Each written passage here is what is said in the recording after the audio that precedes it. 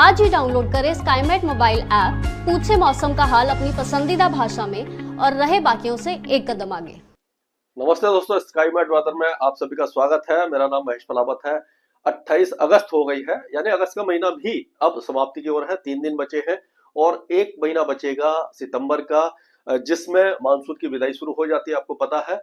लेकिन इस समय जो बारिश हुई है, यानी पिछले 1 हफ्ते से जो बारिश में जो बढ़ोतरी देखने को मिली है, उसके कारण इस समय मानसून 105% पर चल रहा है। यानी कि अब जो बारिश है काफी अच्छी हो रही है और मानसून मतलब के एक तरह से सक्रिय मोड पर बना हुआ है।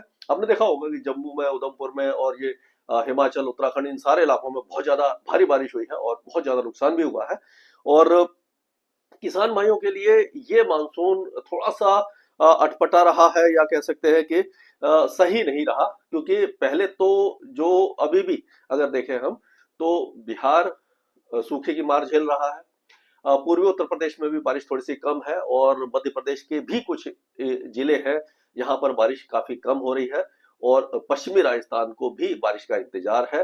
तो और जहां पर बारिश हुई है, जैसे कि अगर हम देखें तो जैसे पहाड़ों पर तो मूसलाधार बारिश है, बहुत ज्यादा नुकसान हुआ है। उसी तरह से पूर्वी राजस्थान में जो बारिश हुई है उससे भी नुकसान हो रहा है। कल आपने देखा जोधपुर में मूसलाधार बारिश के कारण कई स्थानों पर जल भराव था, काफी नुकसान की खबर वहां से भी आ रही है।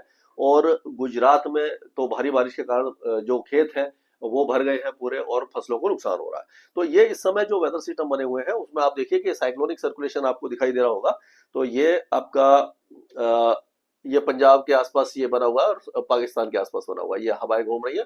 एक ये well marked low pressure area बना था उड़ीसा के ऊपर, अब ये फिर से कमजोर होकर के छत्तीसगढ़ और उड़ीसा के ऊपर लो प्रेशर एरिया बन गया है, और ये इस तरह से आगे की तरफ जाएगा, यानी कि उत्तर पश्चिम दिशा में आगे बढ़ेगा।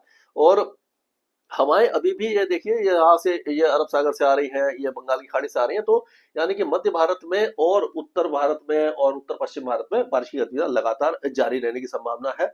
और इस समय की हम सैटेलाइट पिक्चर अगर देखते हैं तो ये एनिमेशन वाली पिक्चर है, इसमें आप देखेंगे कि ये उत्तराखंड है, नेपाल की पहाड़ियां है, हिमाचल है, इन सारे इलाकों में बादल बने हुए हैं। गुजरात के कुछ इलाकों में है, ये आपका तेलंगाना और महाराष्ट्र के है, और ये लक्षद्वीप में काफी बादल है, आंध्र प्रदेश में है। तो ये सारे इलाकों में बादल काफी ज्यादा बने हुए हैं, आपने देखा होगा। अब अगर हम पिछले 24 घंटों की बारिश की बात करें तो आप देखिए मनाली में 25 मिलीमीटर बारिश हुई है, और ये जो मंडी है यहाँ पर 57 मिलीमीटर बारिश हुई है, यानी ज्यादा बारिश हुई है। नेपाल में अगर देखा जाए तो पोखरा में 49 है, और काठमांडू में 73 है, और उसी तरह से ये ओखा ओखाल दूंगा यहाँ पर भी 50 मिलीमीटर है। अ, तापलेजुंग में भी 27 मिलीमीटर है। इस तरह की बारिश हुई है, और यहाँ पर उप हिमालय पश्चिम बंगाल में जलपाईगुड़ी में 54 हुई है। और अगर यहाँ देखा जाए पंतनगर जो उत्तराखंड में, यहाँ पर 113 मिलीमीटर की भारी बारिश हुई है। मंडी में फिर से बारिश की गतिविधियां बढ़ी है, यानी 57 मिलीमीटर हुई है। और ये तेलंगाना की अगर देखें तो खम्मम में 123 मिलीमीटर, तेलंगाना में काफी ज्यादा बारिश हुई है। मेडक में 180, और उदगीर, ये जो आपका ये मराठवाड़ा है, यहाँ पर भी आप देखेंगे कि ये 114 मिलीमीटर है। निजामाबाद में और 63 है। आदिलाबाद में 86 है। इस तरह की बारिश की गतिविधियां हुई है। और ये कोस्टल आंध्र प्रदेश नरसापुर में 63 मिलीमीटर हुई है। और अगर गंडक की बात करें जो इंटीरियर कर्नाटका है, वहां पर 70 मिलीमीटर हुई है।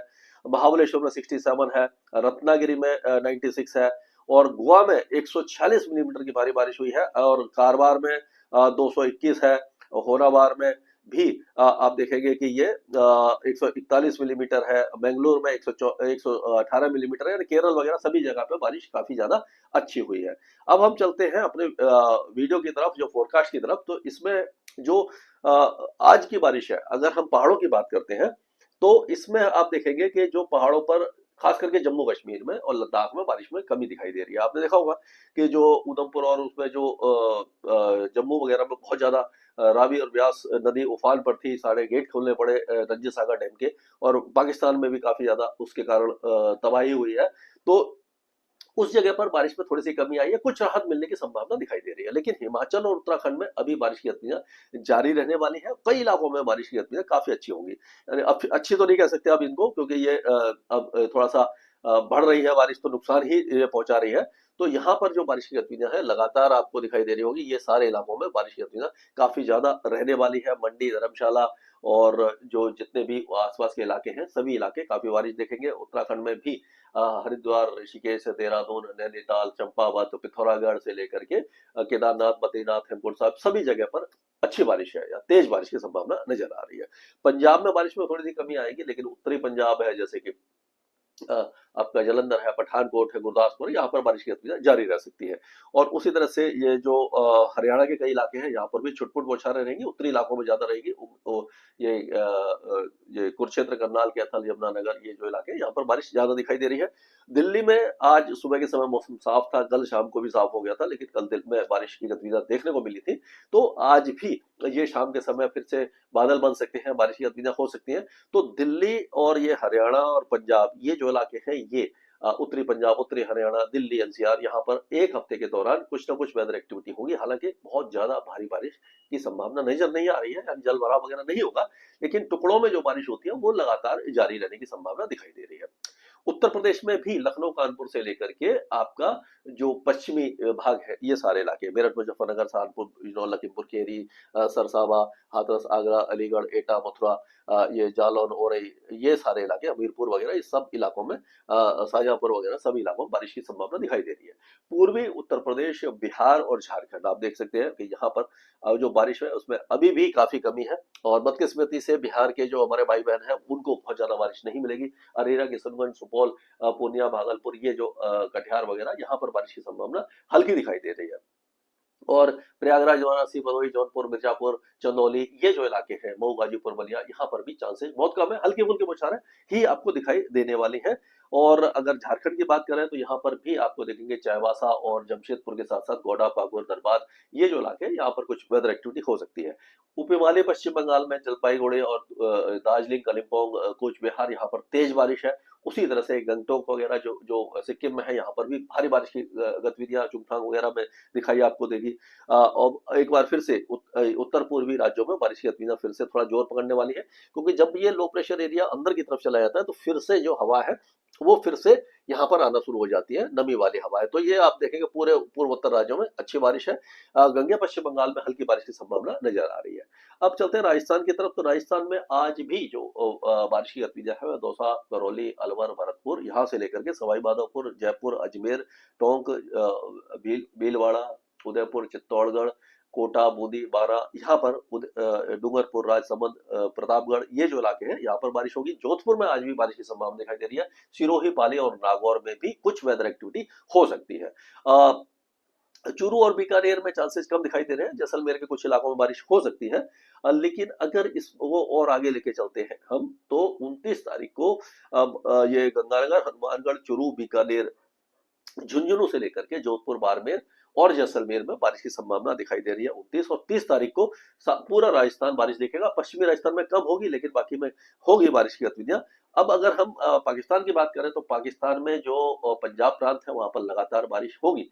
यानी वहां पर भी जो ये जो पंजाब से लगे इलाके हैं वहां पर काफी ज्यादा नुकसान हुआ है। जम्मू से लगे हुए इलाकों में भी नुकसान हुआ है, तो वहां पर अभी लगातार बारिश होगी। सिंध में बारिश की गतिविधियों में थोड़ी सी कमी दिखाई दे रही है, लेकिन 30-31 तारीख को सिंध में भी बारिश की गतिविधियां कई इलाकों में आपको दिखाई दे जाएगी। नवाबशाह, चोर, बादिन और बहावलपुर, कराची, ये जितने भी इलाके हैं यहाँ पर आपको हैदराबाद वगैरह में बारिश की गतिविधियां दिखाई देंगी। बलूचिस्तान के कुछ इलाके भी बारिश देख सकते हैं। तो ये बात यहाँ की हुई। अब हम चलते हैं फिर से भारत की तरफ। तो यहाँ पर हम देखेंगे कि जो गुजरात है, गुजरात में एक बार फिर से पूर्वी गुजरात में बारिश की गतिविधियों में इजाफा यानी बढ़ोतरी होने वाली है। आप देखेंगे कि बनासकांठा, सबरकांठा, महिसाना, पाटन, इदार, अरवली, मोटसा, बोटाड, ये जो इलाके हैं, सुरेंद्रनगर से लेकर के राजकोट तक भी बारिश की गतिविधियां हैं। लेकिन पूर्वी इलाकों में अहमदाबाद, बड़ोदरा, सूरत, वलसाड़, नवसारी, तापी, डांग, पंचमहल, भरूच, भावनगर, यहाँ से लेकर के छोटा उदयपुर, ये जो यहाँ पे जो इलाके हैं यहाँ पर बारिश की गतिविधियां तेज होने वाली है।